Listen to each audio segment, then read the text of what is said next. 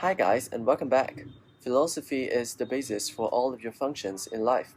By learning and adapting a belief system that you are capable, deserving, and endowed with potential, you are accepting your philosophy to be the one destined for success. The philosophy of the ultra wealthy is one of unlimited capability to create a mindset that you are capable of achieving your utmost desires and goals is a powerful concept. When a person adopts a philosophy of living within his means, being charitable to others, and investing in prudent, consistent manner, success will truly be achieved.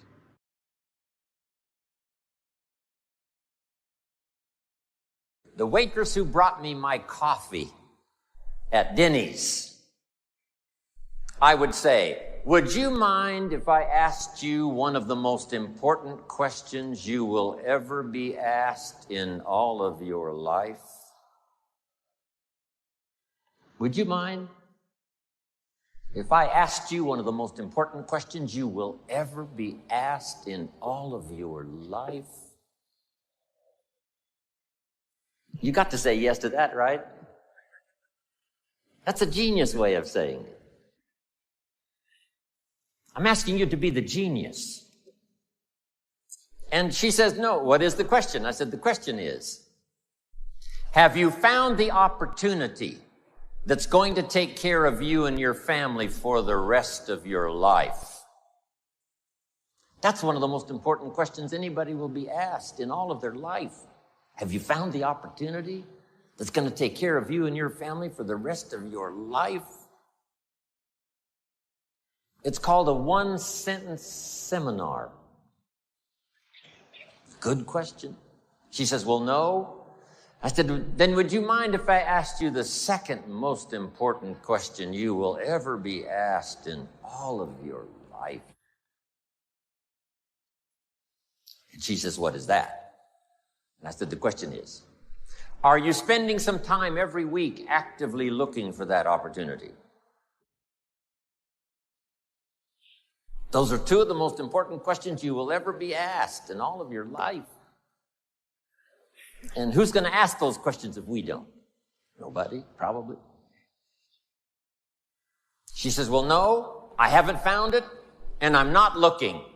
I say, wow, isn't that something? Then wherever that conversation leads, I might say, how would you explain that to your family? Which is a little tough, but... Then I said, would you mind if I gave you a gift? Wow, what is the gift? Here's my gift to you. And my gift is some of the best advice I was ever given in all of my life. I now give it to you. And that advice is this: you must spend some time every week looking until you find opportunity. A couple of evenings a week, some time on the weekend. Every week you must spend some time actively looking. That's one of the best gifts I can give you, the gift of advice I was given. Last, can I make you a promise? Here's the promise. The day you decide to start looking actively for opportunity, I promise you, your self-esteem will never be the same again. When you say, I'm going to start looking every week until I find opportunity, the day you decide that, you will never be the same. Your self-esteem will go through the roof. And last, the day you do decide to start looking, here's my card with my phone number on it. I've found the opportunity that's going to take care of me and my family for the rest of my life. And the day you start to look, I'd love to be the first to show you my opportunity. Thank you. And then I promise this, yes. I promise this. If you look at my opportunity, here's what's exciting. You may never, ever have to look anymore. Just figure out something. Smart enough to use your own ingenuity, how to give a better invitation, how to give a better presentation, how to do the training even better, having something extraordinary to say in such few words that it makes sense. You have the ability to see. What a power that is, to see things, to be able to use your mind, to comprehend, to see, to perceive. You have the ability to hear, to listen. The old phrase says that it's the listening that creates the faith. It's the listening that stimulates the imagination, that can see things that don't yet exist. It's the ability to hear testimonials and formulate in your own mind the possibilities of starting from nothing and developing something, starting, deep in the hole and working your way out and finally becoming successful. The ability to hear those testimonials, to hear good ideas. That now creates imagination. Imagination then has the ability to turn to faith. Faith is the ability not only to be able to perceive it and to see it, but the ability to believe that it's possible, that it can happen. From all walks of life that give all of us the examples of where you can start from this part of your life. You can start in this part of the world. You can start with these limitations. And here's what eventually you can become. That host of testimonials not only gives us the ability to see and imagine that it's possible, but finally to believe that if we took those steps, that if we learned those lessons, that if we developed those skills, that if we used our imagination and our faith, that the same thing that's happened to all of these others whose testimonials we hear, the same thing can happen for you. So that's the power you have, the ability to see, the ability to hear, the ability to comprehend and understand. That's powerful.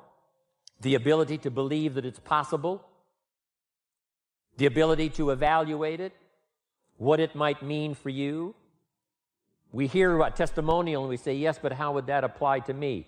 We have the ability to evaluate that so that we could start right where we are with our own limitations of capital, our limitations of time, perhaps from the beginning when you have to start part-time. But you can do that. You have the power and the ability to do that. Then here's another one. You have the ability and the power to decide. Decision-making can have the most dramatic effect in your life. Decision-making can be the beginning of a new growth period for you, not only personally, but a growth period for your business, your skill levels, your ability to reach out and touch other people, the ability to decide. What a long list of personal power you have, that I have, that all of us have. We just need to be reminded. Now here's another one, and that's the ability to act, the ability to put into action what you see, what you comprehend, what you imagine, what you believe, and then what you have faith for. That ability to act is unprecedented in creating the miracle. Because it's not imagination that creates a career. It's not imagination that creates a business. It's not imagination that creates a customer base. It's using your imagination and finally putting it to work. But you have the ability to do that. If you have to get started with limited time, you just make the limited time pay. Before you go to work, during your lunch hour, in the evenings, on the weekends, little pieces of time that you find something to do that will start your career, keep it going, and keep the momentum high. Your ability to act can develop all of the disciplines, because you cannot learn the disciplines unless you actually do the work, unless you actually do the action. It's like learning to communicate. Way back in those early days, I had a tough time. I described it one time, my first meeting, I stood up, my mind sat back down, left me standing there. I opened my mouth and nothing came out. My knees are banging together. The sweat's pouring off my face. I'm scared. It's called terror, right? Those first few times. But sure enough, I did it again. I worked up the courage to do it the third time and the fourth time. And that was about 36 years ago. I'm glad you were not in on my first presentation.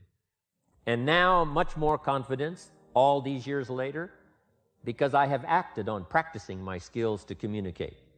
But you've got the ability to do that. You've got the power and the ability to create a career that will serve you well for whatever time you want to spend in developing this career. You have the ability to develop an enterprise, a business, to be in business for yourself. If we can start, you can start. If we can believe, you can believe. If we can try, you can try.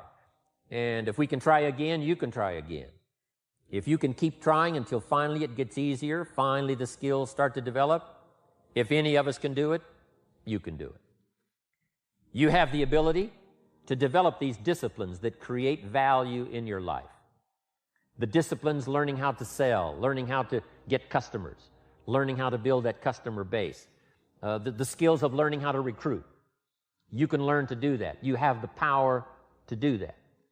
Learning how to serve your organization well, learning how to communicate, learning how to organize the people that you put together, learning how to keep in touch. All of that is within your personal power. And just think about it a little more now than you have maybe in the past.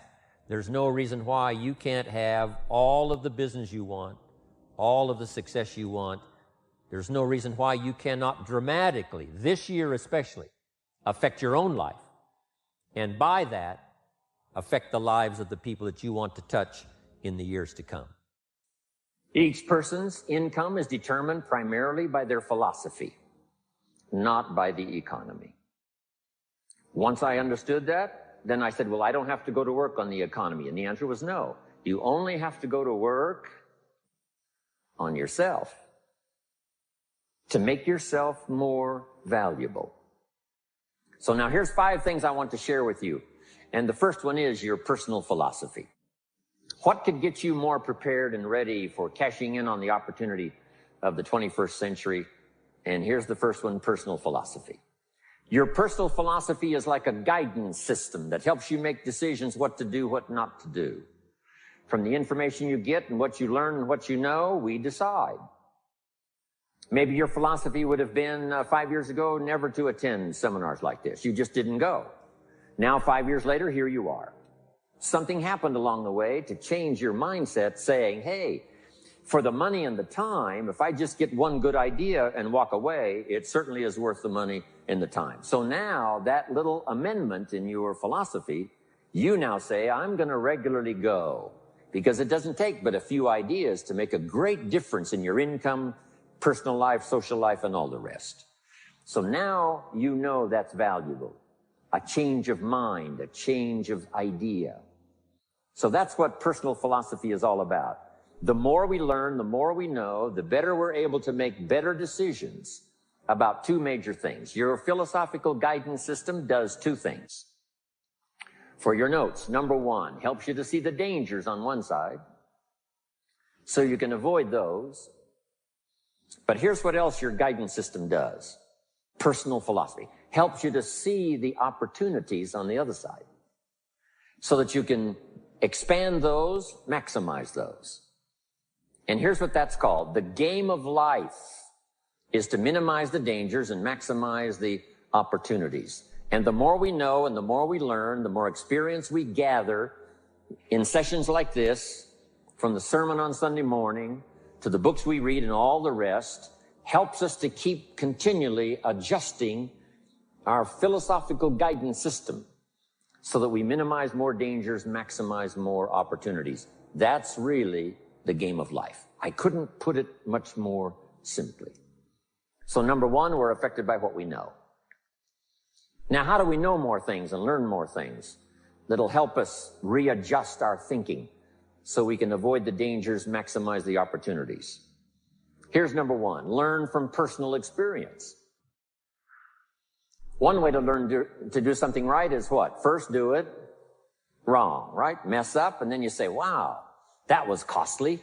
I'm never going to do that again. So one way to learn to do it right, first do it wrong. Sometimes a negative experience turns out finally to be positive. They say if you survive your first heart attack, you may now live to be a very old person. Why is that? Well, that first heart attack, if you survived it, is called a wake-up call. And maybe the doctor said, one more of these and you're history. And you said, wow. And you make it for the health food store. And you start reading every book you can find on good nutrition, how to avoid another one of these heart attacks. And you start jogging and start walking and doing all of the stuff. And this total change of lifestyle could now save your life and cause you to live to be a very old person. Here's what my mentor said, that's some of the best advice I ever got. He said, Mr. Rohn, if you will change, everything will change for you.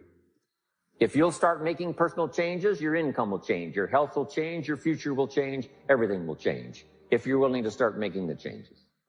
So sometimes a negative experience now causes us to really make a sudden shift in our philosophical guidance system that says, hey, I'm never going to let this happen to me again. Fantastic. Now, here's the next way to learn, and that is to learn from other people's experiences, whether they are negative or positive. It's too bad failures don't give seminars like this. Wouldn't that be good information? Now, we don't want to pay them, so they don't lecture, but their information would be valuable. If you know a guy that's messed up his life for 40 years, you have to say, would you spend a day with me? And I will bring my notebook and take good notes. A good-looking guy like you, beautiful family, every reason to do well, threw it all away. Teach me how for the last 40 years you messed it all up. And he tells you, and you take good notes. Learning from the negative side of someone's experience. So, learn number one from your own experiences, learn number two from other people's experiences. If you want to live a dynamic life, multiplying your income, multiplying your future, be a good student. If a good idea comes your way, write it down, then ponder it, then perhaps go do it. Okay. Now, your philosophy comes from what you learn, comes from what you know, comes from other people's experiences. 3 ways now to learn from other people. Here's number 1, learn from what you see. One of the great watchwords of these early years of the 21st century, pay attention. If you just watch, you can pick up clues. Success leaves clues. And if you'll be a better observer of the winners and the losers, those that are doing well and those that are falling behind, and just take mental notes and good notes and say, I'm going to adjust what I'm doing based on what I see. Here's number 2. We learn so much from other people based on what we hear. Here's good advice on that. Be a selective listener. Listen to voices of value that have experience, ideas, reputation, something valuable to share. Now here's number 3. Read all the books. Now there's millions of books, so you can't read all the books. But make this note.